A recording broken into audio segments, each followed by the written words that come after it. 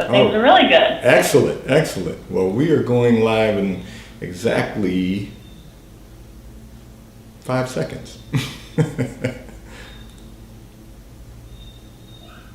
Good day, and thank you for tuning in 3D, the Daily Divine Direction broadcast. For all of our new listeners and viewers who are tuning in for the very first time, I'm Pastor Pope, and with us today, as always, the first Thursday of every month, but today is Friday. Due to scheduling, we have with us today Rebecca Boova, licensed and registered dietitian and nutritionist, who is our monthly contributor, and she is always here with us every month, right here in 3D, the Daily Divine Direction broadcast from 12:30 p.m. until 1 p.m.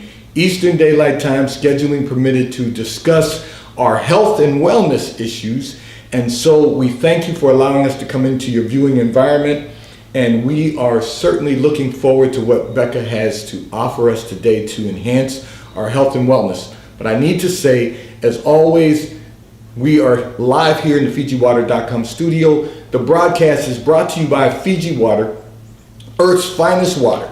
You may already know that Fiji water comes from Fiji. However, did you know that it is created by nature? It is untouched by man.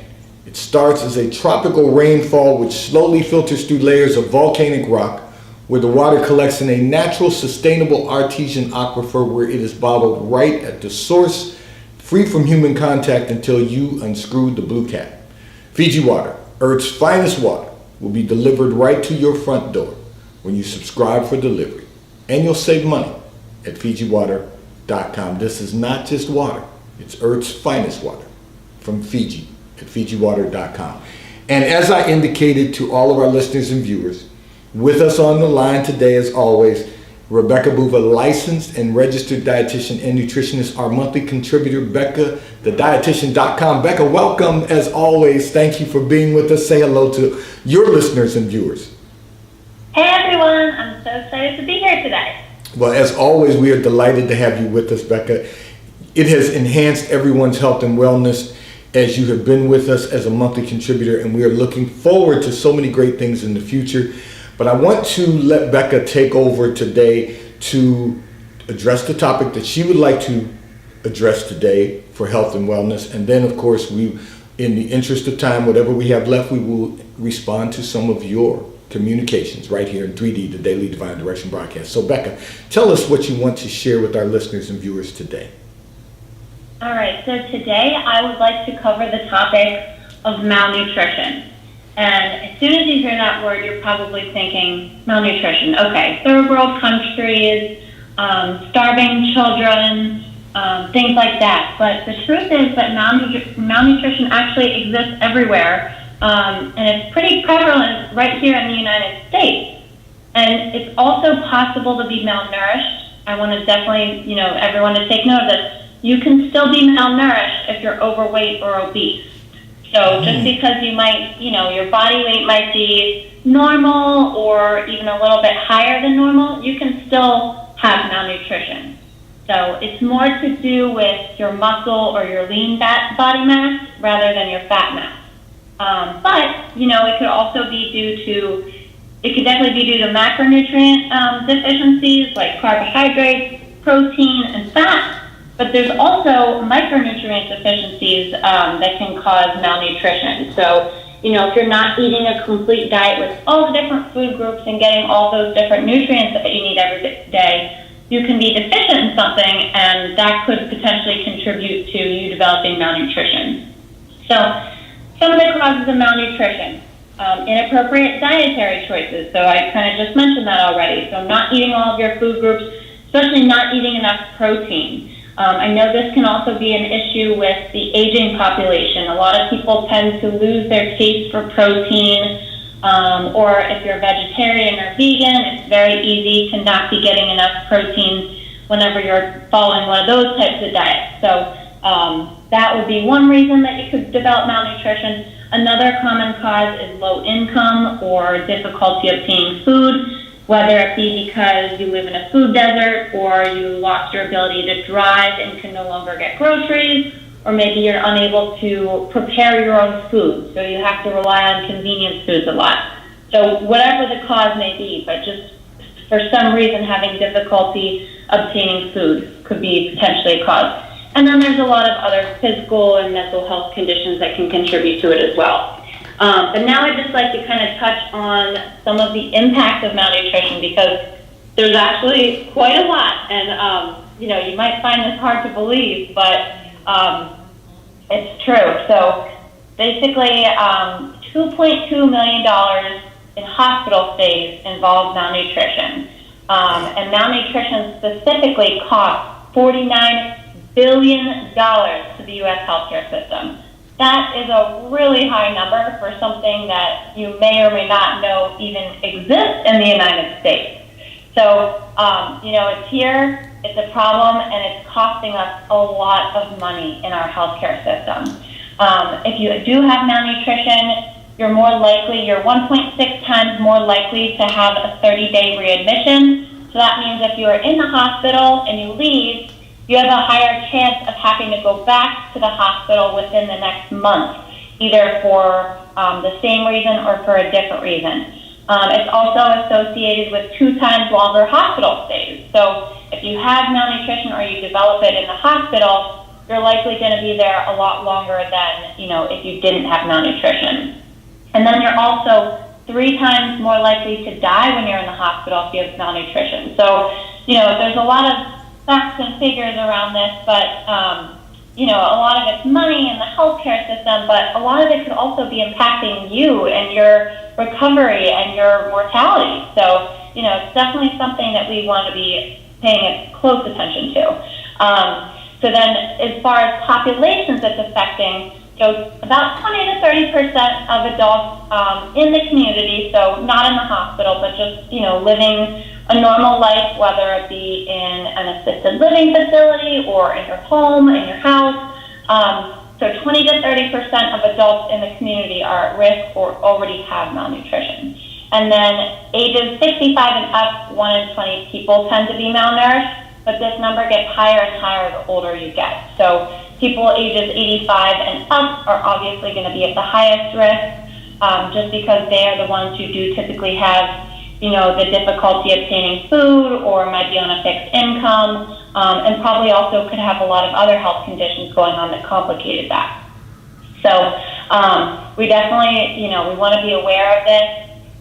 We want to know how it affects ourselves and the healthcare community, and then just some different symptoms to look out for to kind of tell if you could potentially have malnutrition. So those would be unplanned weight loss, loss of appetite, unable to eat or can only eat small amounts at a time, if you're feeling more tired or weak, if you have swelling, particularly maybe like in your lower, in your legs, like your ankles or your feet or something like that, or just have generalized fluid accumulation. These are some symptoms. If you notice them, you definitely want to talk to your doctor right away. And then some other things to look out for would be just tiredness, irritability, inability to concentrate, maybe always feeling pretty cold all the time. If you get sick frequently or it takes you a long time to get over sicknesses, if you are diabetic or you have wounds like diabetic ulcers or just wounds in general, it's going to take longer for those to heal. So that would also be something that could indicate malnutrition. And then you're also going to be at higher risk of complications after surgery. So, it's definitely affecting a lot of people here in the United States. It's, not only going to affect you and your ability to thrive and age in a healthy way and, be able to maximize your golden years, but it's also important to recognize the impact that it has on the healthcare industry and the cost of the healthcare industry. That's something that, healthcare costs are rising every year. And if we can kind of be aware of malnutrition, maybe we can kind of help lower the rising costs, at least associated with malnutrition. So, look out for those symptoms. If you have had any of them, please talk to your doctor. But yeah, so hopefully now you guys will all be a little bit more aware about malnutrition, whether it be for yourself or for a loved one. Just kind of, keeping in mind those different symptoms and making sure that, you're doing everything that you possibly can to help yourself or your loved ones from preventing this from happening.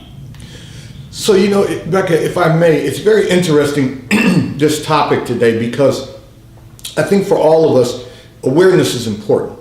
And I think that most of us were not really aware of the consequences. Yes, can you hear? Yes, can you hear me? Yes, I can. Okay, for some reason our system must have gone out on sound for a moment.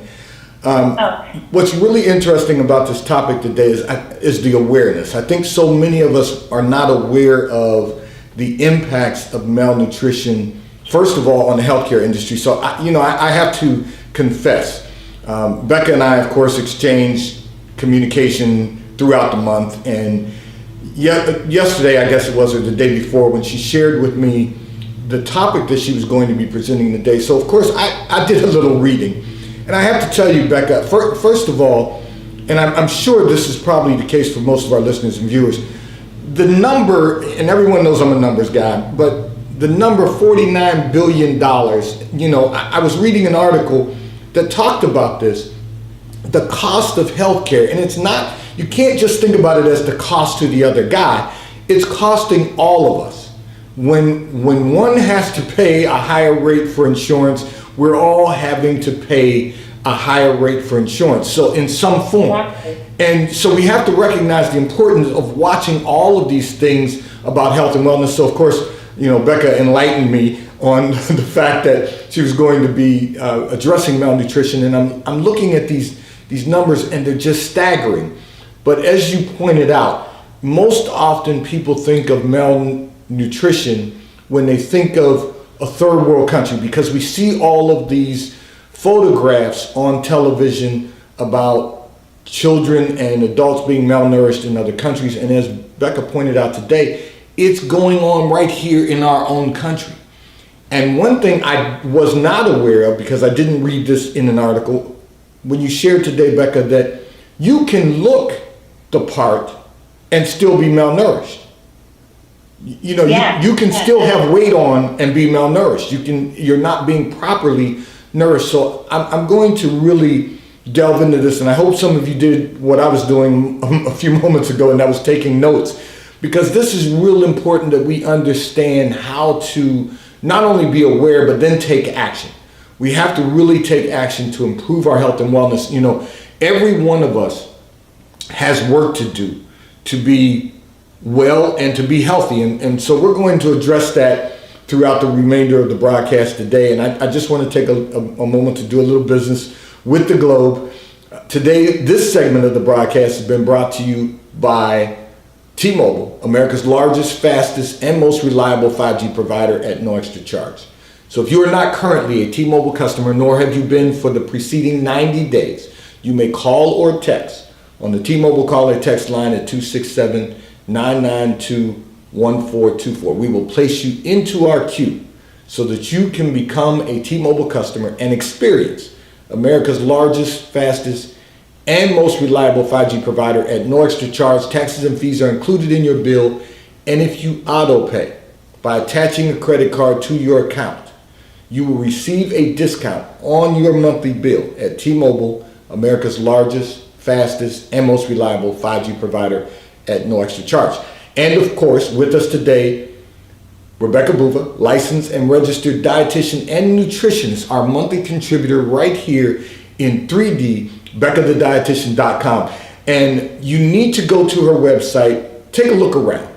First of all, you will see all of the media that Becca has done every month, all of her contribution to 3D, the Daily Divine Direction broadcast, by sharing health and wellness tips at BeccaTheDietitian.com. You will find some information that will enhance your health and wellness. And Becca is accepting new clients, so go to BeccaTheDietitian.com.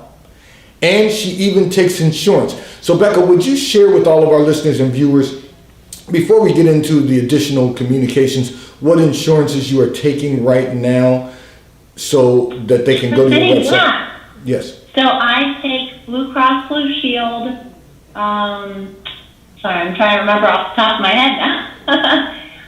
Cigna, United Healthcare, Medicare, but you have to either have diabetes or kidney disease in order to qualify to see a dietitian for Medicare, and then also Aetna. Excellent. So you need to contact your insurance provider to find out how you can take advantage of Rebecca's services. You can go to her website at beccathedietitian.com, and you will find information that will certainly help improve and enhance your health and wellness. So Becca, this is really a topic that we need to delve into, because I'm sure that most of our listeners and viewers, like myself, are not familiar with, malnutrition in a way that it doesn't impact, third world countries. So one of our listeners and viewers indicated that she has an elderly father who suffered from COVID. He lost his sense of smell and taste. So how does she ensure that he is getting his proper nutrition? Well, first of all, before I get into the nutrition piece, there's something called smell therapy that has been pretty experimental at this point in terms of treating the COVID side effect of losing taste and smell. But it involves, it takes a long time. It does, it takes practice, but you basically just start out smelling really strong smells in the form of essential oils. And you have to work at it like every day basically, but hopefully, I think there's a lot of information out there on the internet about smell therapy, or I would definitely inquire with his physician about that too, if that's something that they could refer you to someone for. But in terms of nutrition, this is somebody that's definitely at risk if he hasn't already developed malnutrition. So if this has been going on for weeks or months and he hasn't been eating as much as a result, there's a good chance he's already developed malnutrition. So we definitely want to make sure that he is taking in food regularly, making sure he's getting protein with every meal, whether it be in the form of whole foods or even in the form of smoothies or nutrition supplements like Boost or Ensure or something like that. We really just want to make sure, even if he isn't physically tasting and smelling, that he still is taking in those nutrients and getting what his body needs. Excellent. So, it's real important that, and I have to echo what Becca just said, and hopefully everyone wrote that down, smell therapy. If you know someone that's suffering from a loss of smell and taste, I was not aware of the smell therapy. So we're learning a whole lot of information today that is really going to have an impact. And one of the things we have to make certain is that we are all getting enough protein. And so, Becca, thank you for sharing that information. You indicated that protein with every meal. Now, I have to confess, I like meat with every meal.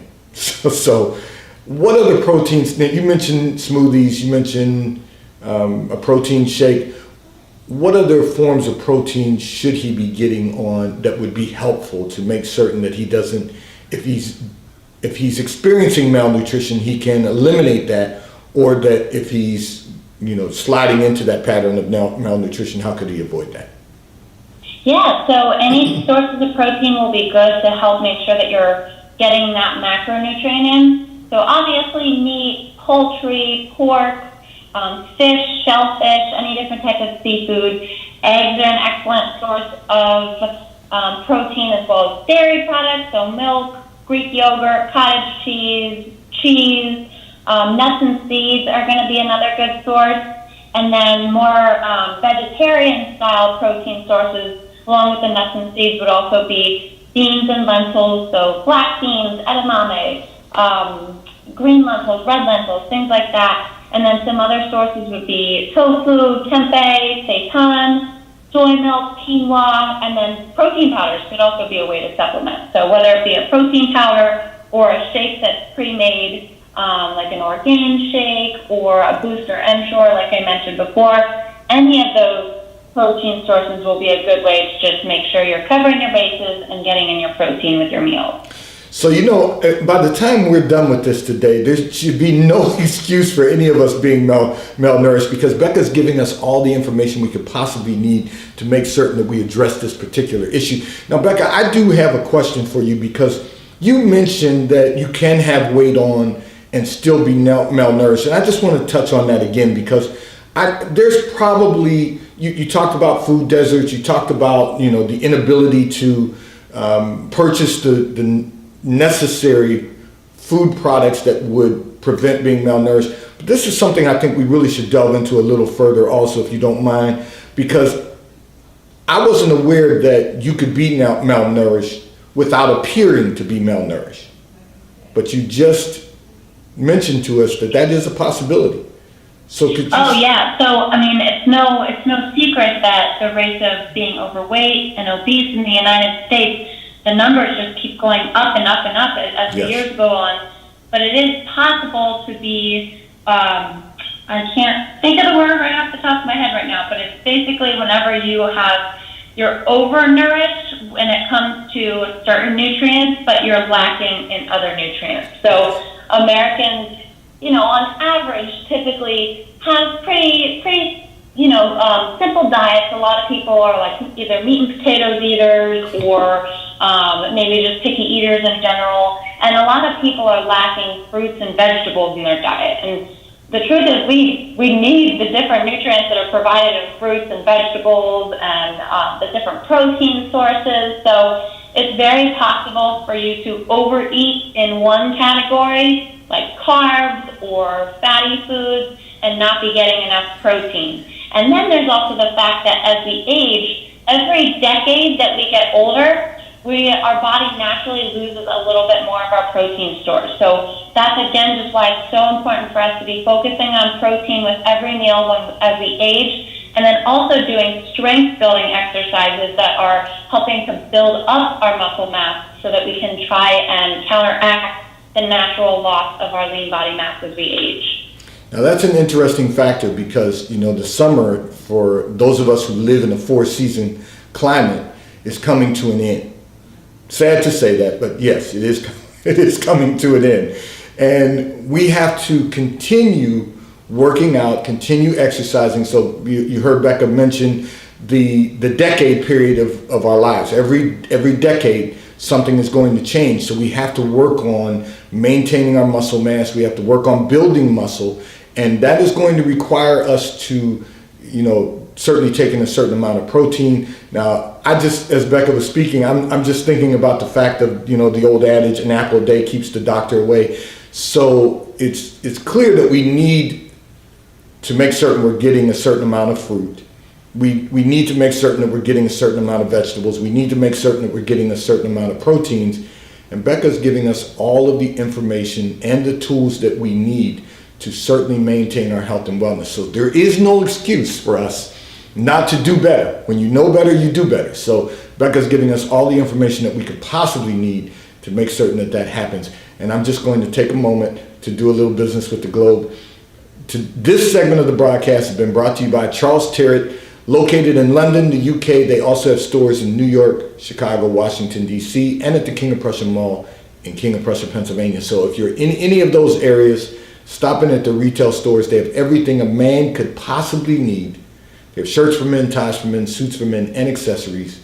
If you're not in any of those areas, you can order from Charles Tiredness at ctshirts.com. They will ship and deliver right to your front door in an appropriate period of time. And the White Company, located in London, the UK. They also have a store on 5th Avenue in New York. If you're in New York, stop in at the retail stores. They have They have everything you could possibly need.